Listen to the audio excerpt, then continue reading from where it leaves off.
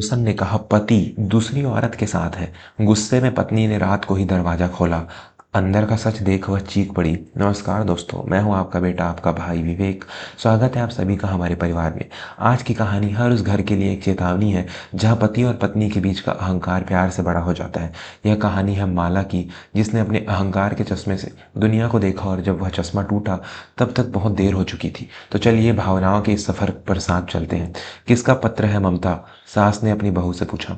ममता ने लिफाफा देखते हुए कहा, माँ, यह मेरे पिताजी का पत्र है। उन्होंने नए घर के गृह प्रवेश के लिए उत्सव रखा है और मुझे भी बुलाया है। यह सुनते ही ममता के पति रोहित ने मुस्कुराते हुए एक चुभता हुआ प्रश्न किया, तो क्या तुम जाना चाहती हो? ममता ने एक पल भी नहीं सोचा और तपाक से उत्तर दिया, अजी, जाने का तो सवाल ही नहीं उठता। आपकी परीक्षा है, बच्चों के स्कूल है, मुझे छुट्टी कैसे मिलेगी? और वैसे भी ममता ने अपनी ननंद माला की ओर एक तिरछी नजर डाली और व्यंग से कहा, हम इतने स्वतंत्र थोड़ी ही हैं, जब मन आया बक्सा उठाया और महीनों के लिए मायके चल पड़े। ममता के होठों पर वह व्यंग भरी मुस्कान थी जिसने माला के दिल को किसी नुकीले तीर की तरह चीर दिया। कमरे में सन्नाटा छा गया। माँ अपनी नजरें चुराने लगी, भाई अखबार में मुंह छिपाने लगे, लेकिन माला माला का चेहरा शर्म और गुस्से से लाल हो गया। उस एक वाक्य ने माला के पुराने जख्मों को फिर से कुरेद दिया था। वह कुर्सी पर बैठी तो थी, लेकिन उसका मन 5 महीने पीछे चला गया। वह दिन जब उसका घर, उसकी गृहस्थी उसके अहंकार की आग में जल रही थी। माला को याद आया वह मनहूस दिन। वह घड़ी की सुई को घूर रही थी और अपने पति राजीव पर चिल्ला रही थी, कितनी देर कर दी तुमने राजीव, गाड़ी छूटने में केवल 1 घंटा रह गया है। मैंने तुम्हारे ऑफिस में 10 बार फ़ोन किया, तुम कहाँ मर गए थे?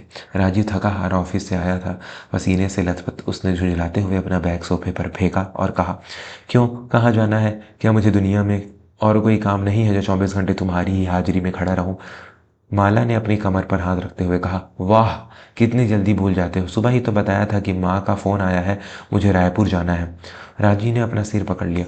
माला, तुम रायपुर से अभी पिछले सप्ताह ही तो लौटी हो, अब फिर जाने की तैयारी? तुम्हारा घर है या धर्मशाला? माला ने नाटकीय अंदाज में मुंह बनाया। अरे तो क्या हो गया, बेटी हूँ उनकी, बुलाएंगे तो क्या जाऊंगी नहीं? तुम क्या जानो राजीव, माता पिता अपनी संतान से कितना प्यार करते हैं। तुम्हारे माता पिता तो तुम्हें हॉस्टल में पटक कर भूल गए थे, पर मेरे माता पिता ऐसे नहीं हैं। यह बहुत ही ओछा वार था। राजीव की आंखों में दर्द तैर गया। उसने धीमी आवाज में कहा, मेरे माता पिता भी मुझसे प्यार करते हैं माला। 2 साल हो गए हमारी शादी को। मैं कितनी बार तुम्हारे घर गया हूँ, लेकिन तुम तो हर महीने बैग पैक कर लेती हो। क्या मेरा कोई घर नहीं? क्या मेरी कोई ज़रूरतें नहीं? माला ने हाथ झटक दिया। व्यर्थ की बातें मत करो। माँ जी का फ़ोन फिर आए तो कह देना कि अभी आना संभव नहीं है। मुझे जाना है, मतलब जाना है। राजी ने एक गहरी सांस ली और जेब से एक पत्र निकालकर मेज पर रख दिया। ठीक है, एक बार पढ़ लो। मेरे माता पिता का पत्र आया है। वे लोग कल आ रहे हैं, शादी के बाद पहली बार। माला की आंखों में चमक आ गई, पर गलत वजह से। वह खुश होकर बोली, अरे अब तो और भी आसान है। माँ जी आ जाएंगी तो तुम्हें खाने पीने की सुविधा हो जाएगी, तुम्हें अकेलापन भी नहीं लगेगा, मैं आराम से जा सकती हूँ। राजीव उसे अविश्वास से देखने लगा। माला, तुम क्या कह रही हो? मेरे माता पिता पहली बार हमारे घर आ रहे हैं और तुम घर की लक्ष्मी होकर घर से भाग रही हो। उनके मन को कितनी ठेस पहुंचेगी, सोचा है तुमने? माला अब जिद पर अड़ गई। मुझे मेरे माता पिता की भावनाओं की चिंता है, मैं उनकी इकलौती बेटी हूँ। शिवरात्रि का व्रत है, मैं नहीं गई तो माँ बुरा मान जाएंगी। राजीव ने उस दिन पहली बार अपने हाथ जोड़ लिए थे। उसकी आंखों में नमी थी। माला, हर बार मैं तुम्हारी बात मानता हूँ, इस बार मेरी इज्जत रख लो। विवाह की वर्षगांठ भी आ रही है, सब साथ रहेंगे तो कितना अच्छा लगेगा। प्लीज़ मत जाओ। लेकिन माला का अहंकार 7वें आसमान पर था। उसने अपना सूटकेस उठाया और कहा, देखो ट्रेन का समय हो रहा है, अगर तुम मुझे रोकने की कोशिश करोगे तो यह भूल जाओ, तुम नहीं चलोगे तो मैं अकेली चले जाऊंगी। मुझे स्टेशन का रास्ता पता है। राजीव का सब्र अब टूट चुका था। उसका पुरुषार्थ, उसका स्वाभिमान ललकार रहा था। वह क्रोध में इतनी जोर से चीखा कि घर की दीवारें भी कांप उठी। तो ठीक है, चली क्यों नहीं जाती? मेरी भी जान छूटे, अगर माता पिता से इतना ही प्यार है तो मुझसे विवाह क्यों किया था? वहीं बैठी रहती। माला समय रह गई। उसे उम्मीद नहीं थी कि शांत रहने वाला राजीव कभी चिल्ला भी सकता है। उसकी आंखों से आंसू बह निकले। 2 दिन तक घर के एक शब्द नहीं बोला गया। माला ने खाना पीना छोड़ दिया। राजीव ने मनाने की कोशिश की, लेकिन माला ने उसे ठुकरा दिया। अंततः राजीव ने हार मान ली। वह उसे स्टेशन छोड़ आया। उस दिन माला ट्रेन में बैठकर विजय की मुस्कान के साथ रायपुर आई थी। उसे लगा था उसने अपने पति को झुका दिया, लेकिन आज आज 5 महीने बीत चुके थे। राजीव का एक भी फोन नहीं आया था, एक भी पत्र नहीं।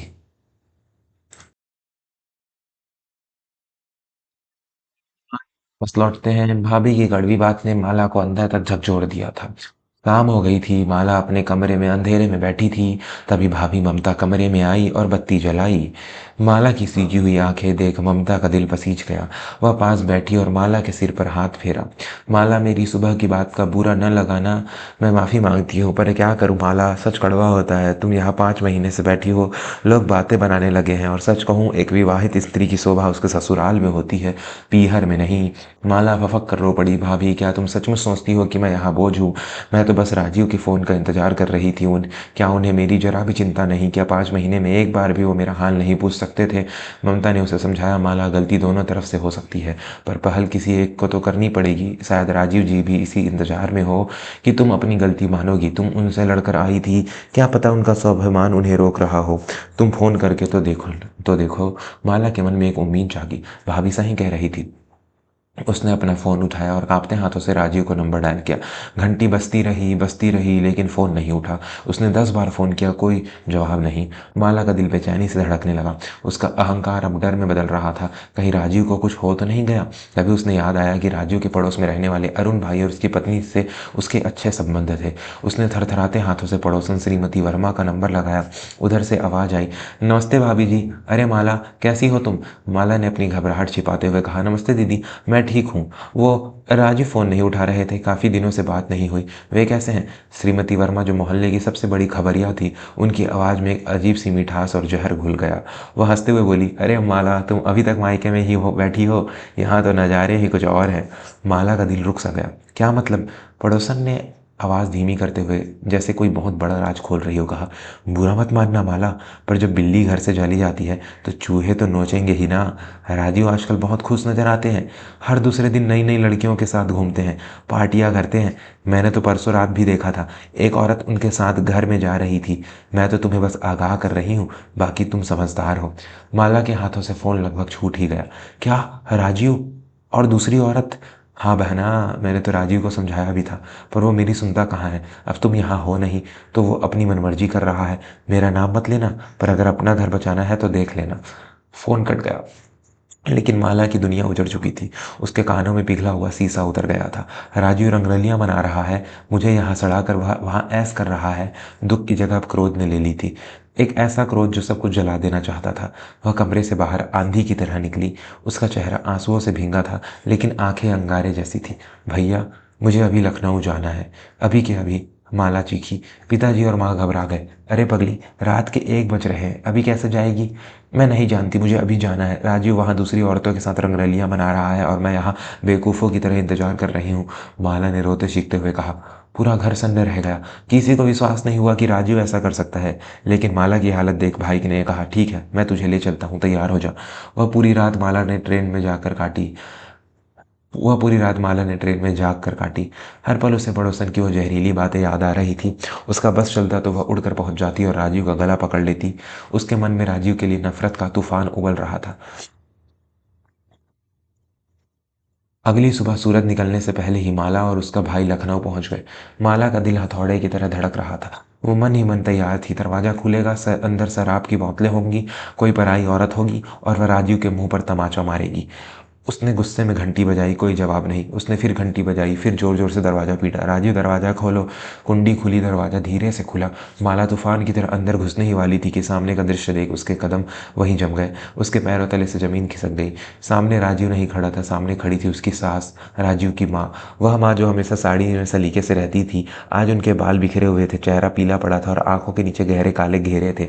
घर में शराब की बदबू नहीं, बल्कि दवाइयों और फिनाइल की गंध आ रही थी। घर बिखरा पड़ा था, जैसे महीनों से किसी ने सफाई न की हो। माला का गला सूख गया। माँ जी, आप यहाँ कब आई? सास ने माला को ऊपर से नीचे तक देखा। उनकी आंखों में गुस्सा नहीं, बल्कि गहरा दुख था। उन्होंने थकी हुई आवाज में कहा, मैं तो पिछले 3 महीने से यहाँ पड़ी हूँ माला, अपना घर अपना परिवार छोड़कर इस बेटे को बचाने के लिए। माला के भाई ने हकलाते हुए पूछा, बचाने के लिए? क्या हुआ राजीव को? सास की आंखें भर आई। उन्होंने अंदर कमरे की ओर इशारा किया, जाओ खुद देख लो अपनी रंगरमियां मनाने वाले पति को। माला दौड़कर बेडरूम में गई। वहां का नजारा देख उसकी रूह कांप गई। राजीव बिस्तर पर लेटा था, बेसुध। उसका शरीर हड्डियों का ढांचा बन गया था। उसके हाथ में ड्रिप लगी थी, पास की मेज पर दवाइयों का ढेर लगा था। माला के मुंह से एक चीख निकल गई, राजीव। वह दौड़कर उसके पैरों में गिर पड़ी। उसकी आवाज़ सुनकर राजीव ने धीरे धीरे आंखें खोली। उसकी आंखें धसी हुई थी। होंठ सूखे थे। उसने माला को देखा और एक बहुत ही कमज़ोर फीकी मुस्कान उसके चेहरे पर आई। माला, तुम आ गई। राजीव ने आवाज़ इतनी कमज़ोरी थी कि माला का कलेजा फट गया। तभी पीछे से सास आई और दीवार का सहारा लेकर खड़ी हो गई। जिस दिन तुम गई थी माला, उसके 1 महीने बाद ही इसे टाइफाइड बिगड़ गया था। लीवर में इन्फेक्शन हो गया, अकेला पड़ा तड़पता रहा। इसने तुम्हें फ़ोन नहीं किया, जानते हो क्यों? माला रोते हुए सास को देखने लगी। सास ने कड़वे स्वर में कहा, क्योंकि इसे डर था कि अगर इसने तुम्हें फ़ोन किया तो तुम सोचोगी कि यह तुम्हें झुकाने के लिए बीमारी का बहाना बना रहा है। इसने मुझसे कसम ली थी कि मैं तुम्हें ना बताऊं। ये कहता था, माँ, अगर माला को आना होगा तो वह प्यार से आएगी, मेरी बीमारी की खबर सुनकर दया करके नहीं आनी चाहिए। यह लड़का मरता रहा पर तुम्हारे अहंकार के आगे इसने अपना स्वाभिमान नहीं खोया। माला को लगा जैसे किसी ने उसे 1000 तमाचे मारे हो। वह पड़ोसन, वह झूठ, वह शक, सब कुछ कितना बौना साबित हो गया था राजीव के इस मौन प्रेम के आगे। माला ने राजीव का हाथ अपने गालों पर रखा और फूट फूट कर रोने लगी। मुझे माफ़ कर दो राजीव, मुझे माफ़ कर दो। मैं बहुत बुरी हूँ। मैं लोगों की बातों में आ गई थी। मुझे लगा तुम। राजीव ने बड़ी मुश्किल से अपना हाथ उठाया और माला के आंसू पोंछे। रो मत पगली, देखो तुम आ गई ना। मुझे पता था तुम आओगी। अब मैं ठीक हो जाऊंगा, बस अब मुझे छोड़कर मत जाना। उसी शाम जब राजीव सो गया, माला ने उस पड़ोसन को फ़ोन लगाया। नमस्ते दीदी, माला ने भारी आवाज़ में कहा। अरे माला, क्या हुआ? पकड़ा गया तुम्हारा पति? पड़ोसन चहकी। माला ने इस बार शेरनी की तरह दहाड़ कर कहा, हाँ दीदी, पकड़ लिया। मैंने पकड़ लिया कि दुनिया में आप जैसी औरतें ही होती हैं जो हंसते खेलते घरों में आग लगाती हैं। मेरा पति बीमार था, वह मौत से लड़ रहा था और आप उसे अय्यास बता रही थी। शर्म नहीं आती आपको? आप आज के बाद मेरे घर की तरफ नज़र भी उठाई तो मुझसे बुरा कोई नहीं होगा।